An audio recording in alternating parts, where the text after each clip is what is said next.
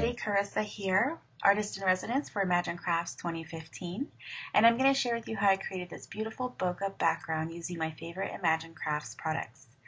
Now this technique you usually see in photography where they create kind of like a blurred background, and I've seen it make its way into card making and crafting, and I've been really intrigued by it, and I thought I could definitely recreate it using some of my favorite Imagine Crafts products. I decided to use the fireworks sprays for this technique because it has a beautiful shimmer and I think it looks really great with this technique.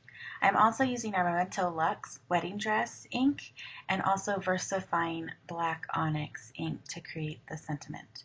So let's get started. I'm using a piece of 140-pound watercolor paper, and here I am saturating it with some plain water.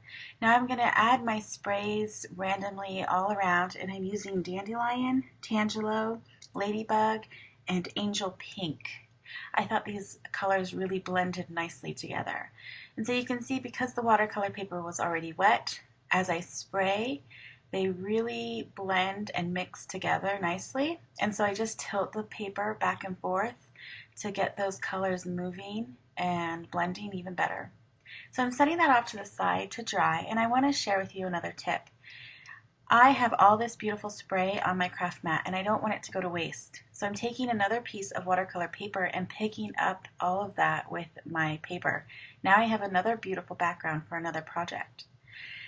So this watercolor paper is now dry. I did use a heat gun to speed up the process a little bit. And now you can see I have a template here. I just created it using some acetate and 4 different sizes of circles from a circle die that I have in my stash. So I am just randomly using this as a stencil, and I'm using my sponge dauber to bring in the Memento Luxe wedding dress ink and just kind of sponge on those circles randomly on the cardstock that we already colored earlier.